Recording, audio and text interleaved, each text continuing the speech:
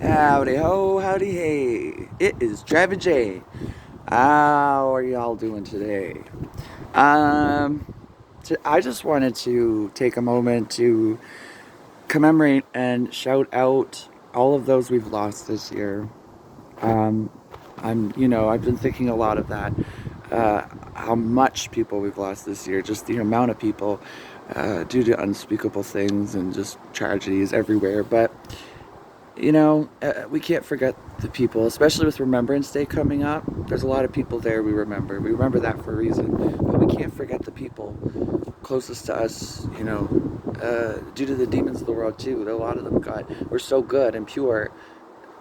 The devil works his way to suck that kind of life out of them, because they're just so good, such good people. So, right off the hop, I want to shout out my brother Brett Brian fucking Campbell. Brett fucking Campbell. I wrote a song called Brett fucking Campbell, and I sang it to him, and he loved it. I rapped in it too.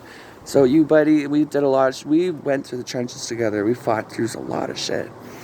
In the streets, homeless, sleeping everywhere in town, always finding each other. God just brought us together. So I want to definitely. That's where I'm starting right there. Is my brother. Never had a blood brother, but he's the first person to,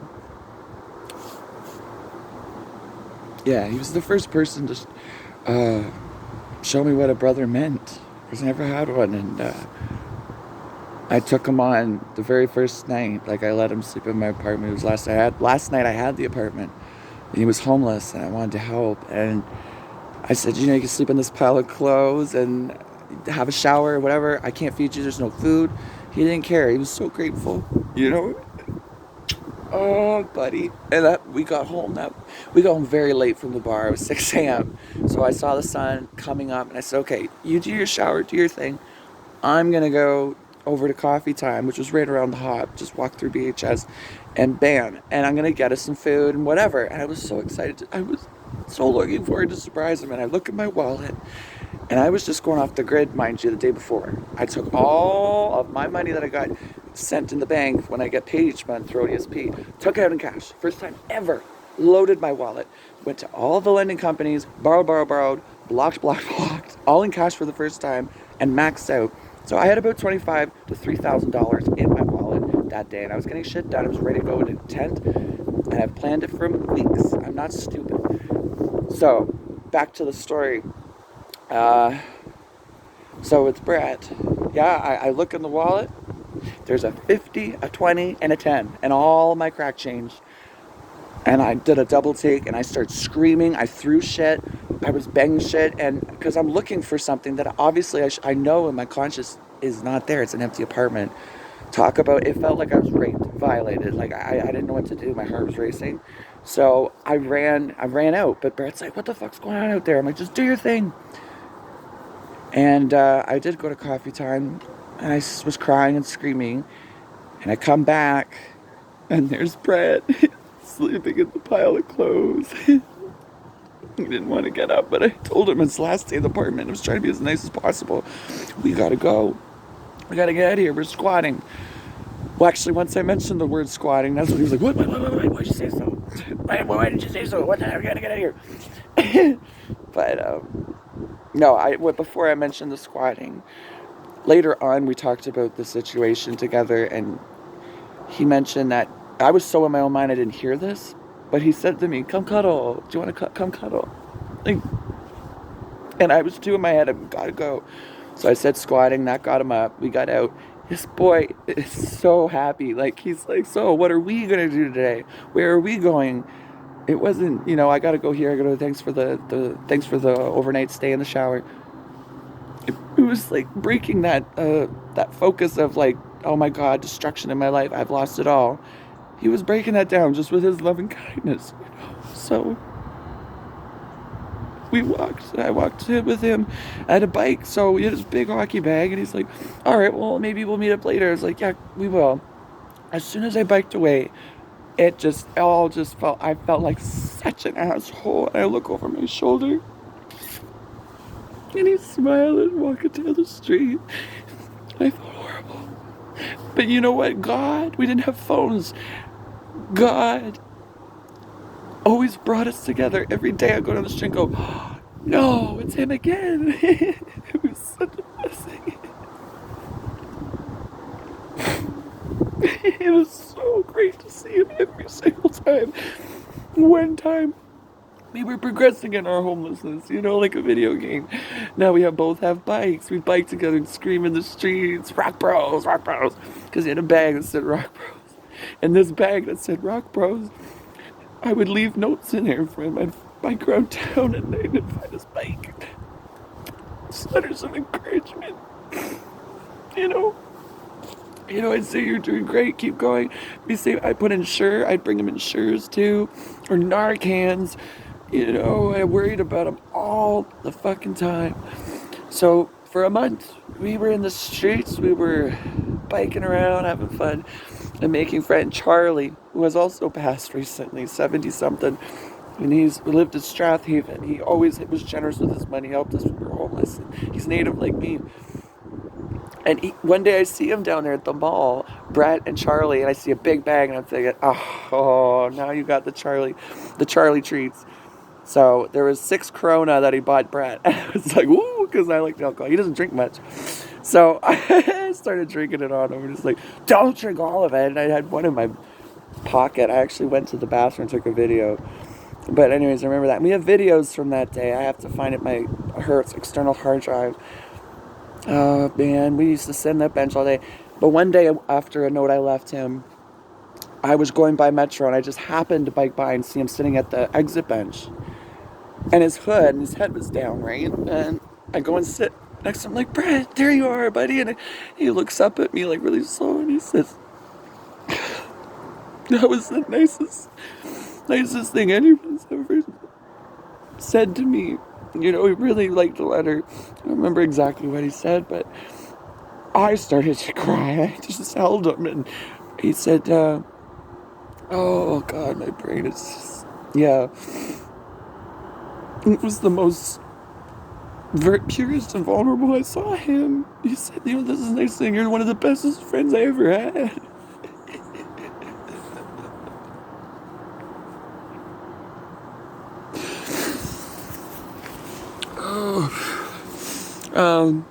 Yeah. I will always remember that day. That was a great day, and we just held each other there. I didn't care if people were walking by. I didn't give a shit. Neither of us did. And then he says, Godspeed, and I said, yeah, because I wrote that at the end of the letter, Godspeed, brother. And he says, I didn't know you knew that song, and I'm like, that's a song?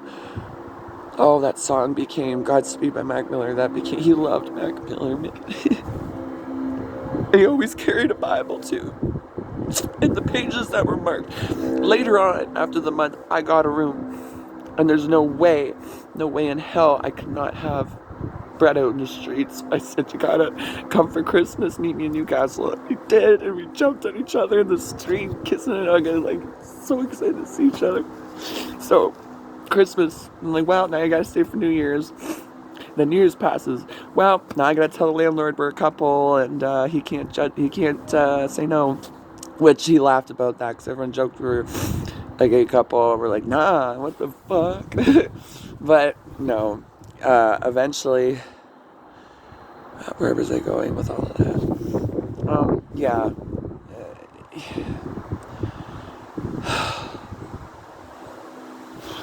Honestly, it just feels good to get that out.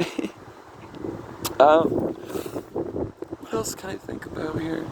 Oh, he'd always bring home groceries and all kinds of shit that, you know,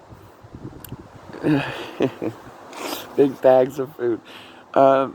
He loved his Montana's meat pie. He said that was something. He would sit there in the bed with his shirtless, big gut. First time I'd see him with the belly, you know, because we're both getting so skinny in the streets.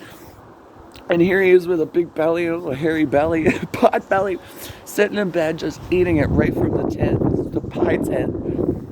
Just loving it. He says it's something that he used to do in New Brunswick with his dad. He would eat that. It's a comfort food, I guess. And he ate a lot.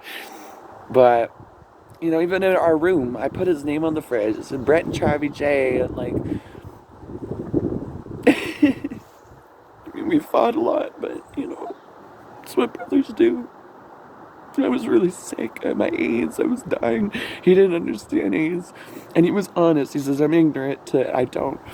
And there was one time where we got so bad in fighting, I just looked at him. He was sitting across the bed, and I was in front of the dresser. And I took off, I was crying, and I was in so much pain, I took off my shirt.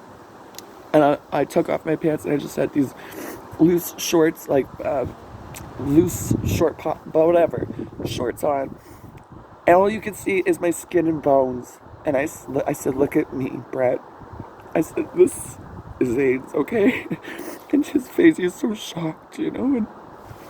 But he was so sweet after that. He just, okay, like he talked to me, really tried to understand. He wasn't just like, oh, okay, well, he sat there and I sat with him and I was crying and he was asking me questions and stuff.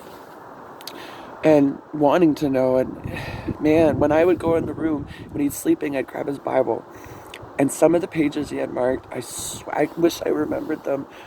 I kept that Bible. I don't know where it is. I kept a lot of his stuff, you know. But we fought like cats and dogs. It was fire, and then it was, you know, but sometimes we were fire and fire, and we were bad. But, you know, there's just so much I could say about Brett.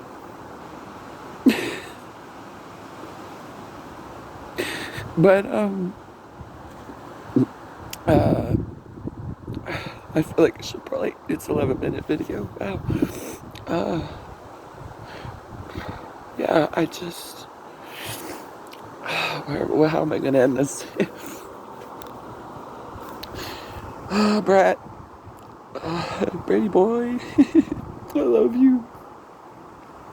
And I know you're still here with all of us. We all love you so much. Oh, my brother, if you hadn't have been there that night, if I hadn't have brought you home, I would have killed myself. Oh, and 3 days later, I did try to kill myself. And guess who was in the hospital just as they were about to take me to go to the psych ward? Brett fucking Campbell sitting there. He goes, oh, buddy, and he had all these sheets. Because he's always at the hospital. Last thing I was expecting. And I saw a bag of my stuff, and he goes, here, I'll take that to your mom's apartment. Oh my gosh, but we had a moment to go outside and smoke. And after we talked, I didn't want to go to the psych ward. Because it just was him. We were outside smoking, and the nurse was like, all right, it's time to take him. Brett walked me all the way to the door, but I kept saying to him, Brett, I don't want to go. Like, I just want to go home with you, wherever home is tonight. So I went that night, and when I came out, I went to my mom's, and he did drop off a bag of my stuff. My mom thought I was dead, so Brett and my mom were close too. And what do you call it? I came back the next day. I was good, and I told him I'm fine. I just needed some place to rest and be quiet. And I came out, and I saw him, obviously, right away, thank you, Jesus. And he said, I went there last night. I was outside the walls. The walls you were probably in. He said, I thought you were going to come out. I was waiting for you. Like, when you see the things he did. You know, we were such a team. Britt and Charlie J. Oh, man. I guess I'm going to leave it at that. This video was supposed to be about many people we've lost. I was going to list them, but hey, you know what? Brett's the star today. Yeah, there's a lot of stories about that boy, but he was a child of God, and he was just such an incredible influence. He was a motivator. You know, he kicked your ass a bit. And he's a newfie, my goofy newfie. He's my goofy newfie. That was in the song, I think. I loved him. Every little thing. He had the purest heart. Anyways, that was a lot. My face is covered in dry tears, but it's so good to get it out. And maybe you all, I don't know if anyone's watching his stories about Brett, but I love to hear them. So, I'm gonna leave it at this and leave it at that. I feel like there's a wind in the air that's like, stop, it's done. Thanks for listening, you guys. Ciao for now. God bless. Be safe. And yeah, share your stories too. Sorry, yes. Comment below. Like, talk about people you've lost. Give them a moment to shine. Write it down. Get your feelings out. Like I just did, but in text. You know, just drop it below. I mean, if you got this far in the video, maybe there's a certain someone that's come into your mind as I'm telling these stories. Comment below. Share. Let's talk about it. Because I feel so much better getting that out. Like I just lost 5 pounds of emotion. Anyways, God bless. I can't wait to hear some of, you know, your stories of people you've lost and their incredible fight through this end days bullshit.